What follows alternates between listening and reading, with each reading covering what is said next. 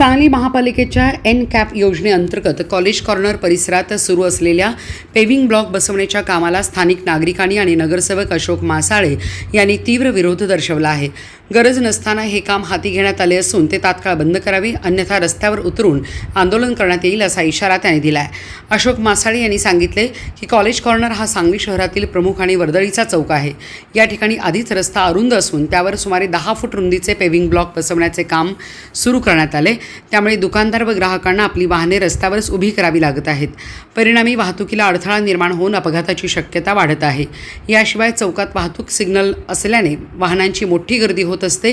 अशा परिस्थितीत पेव्हिंग ब्लॉकचे काम पूर्ण झाल्यास वाहतूक कोंडीची समस्या आणखी गंभीर होऊ शकते असा दावा त्यांनी केला। त्यामुळे महापालिका प्रशासनाने नागरिकांच्या हिताचा विचार करून हे काम तात्काळ रद्द करावे अशी मागणी त्यांनी केली आहे। यावेळी कामगार सेल शहर जिल्हाध्यक्ष विनायक हेगडे, अविनाश कांबळे, कबीर वनकटे, प्रकाश कांबळे, संतोष शिंगे यांच्यासह परिसरातील नागरिक मोठ्या संख्येने उपस्थित होते। नागरिकांच्या भावना लक्षात घेऊन प्रशासनाने त्वरित निर्णय घ्यावा, अन्यथा तीव्र आंदोलन छेडण्यात येईल असा इशाराही यावेळी देण्यात आला। मी नगरसेवक अशोक मासाळे, सांगली मिरज कुपवाड महापालिका।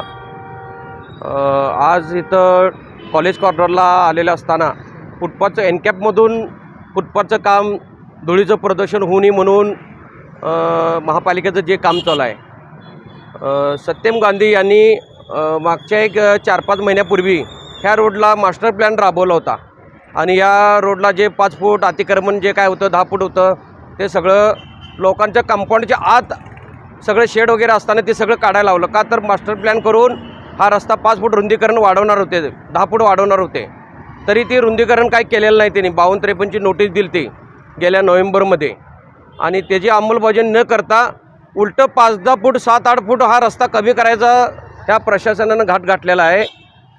निव्वळ टक्केवारीच्या आणि एनकॅपमधून पैसे येतात ते कसं उधळपट्टी करायचे ह्या सांगली महापालिकेच्या प्रशासनाकडून शिकायला पाहिजे।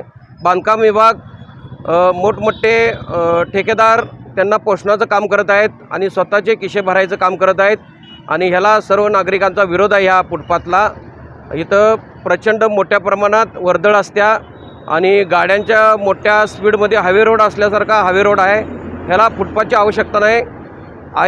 पॅक गटर केलेलं आहे, चेंबर नुसता करून फुटपाथ कॅन्सल करावी ही नम्र विनंती आयुक्त मॅडम साहेब यांना आणि महापौर सभापती यांना नम्र विनंती। आणि हे असंच जर बेकायदेशीर सगळी कामं चालायला लागली तर शहराचं वाटोळं व्हायचं राहणार नाही।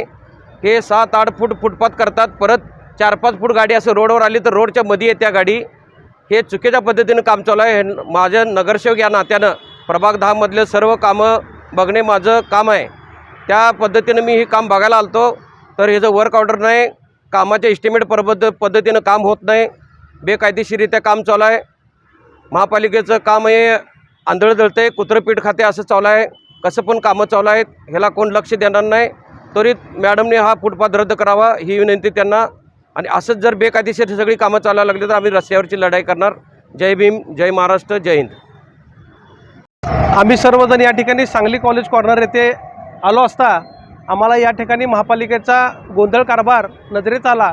तो म्हणजे सांगली कॉलेज कॉर्नरला जो दडगे हायस्कूलचा कॉर्नर आहे त्या दडगे हायस्कूलच्या कॉर्नरपासून जो सिग्नल आहे कॉलेज कॉर्नरचा, तो सिग्नल ते पंकज ट्रॅव्हल्सपर्यंत पेव्हिंग ब्लॉक फिटिंगचं काम चालू आहे।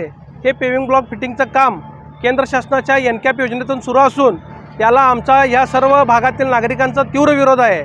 तो विरोध करण्याचं कारण म्हणजे या ठिकाणी या पेव्हिंग ब्लॉकचे जे रुंदीकरण आहे हे रुंदीकरण जवळपास 10 फूट त्या प्लॉटधारकांच्या कंपाऊंडपासून 10 फूट बाहेर आहे आणि ते 10 फूट बाहेर असल्याकारणानं त्या पेव्हिंग ब्लॉकच्या बाहेर या ठिकाणच्या ज्या गाडेधारकांच्या गिराईक जे येणार आहे त्यांच्या ज्या गाड्या लागणार आहेत त्या पेव्हिंग ब्लॉकच्या बाहेर गाड्या लागल्या जाणार।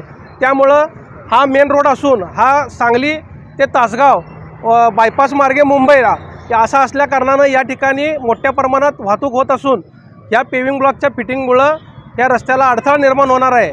आणि दुसरी गोष्ट म्हणजे एवढ्या मोठ्या रुंदीकरणाचं पेव्हिंग करण्याचं कारण काय, ह्याला कुणाला पोचण्यासाठी हे पेव्हिंग ब्लॉक बसवलं चाललं आहे याची चौकशी माननीय आयुक्त मॅडम यांनी केली पाहिजे। कारण एवढ्या मोठ्या प्रमाणात पेव्हिंग ब्लॉक बसवून या ठिकाणी नागरिकांना येण्या जाण्यासाठी रस्ता मोकळा नाही आहे। या ठिकाणी असणारे गाडेधारक असतील यांनाच ते पेविंग ब्लॉक उपयोगी पडणार आहे, यांच्याच तिथं व्यवसायासाठी त्या पेविंग ब्लॉकचा उपयोग होणार आहे. तर ह्या पेविंग ब्लॉकला एवढा पैसा निधी खर्च करून हे प्रशासन कुणाला पोचण्याचं काम करते असा मी या प्रशासनाला जाब विचारतो. आणि हे काम त्वरित येत्या 2 दिवसात जर नाही थांबवलं तर मोठ्या प्रमाणात तीव्र आंदोलन आम्ही महापालिका आयुक्त कार्यालयासमोर करीन असा इशारा देतो.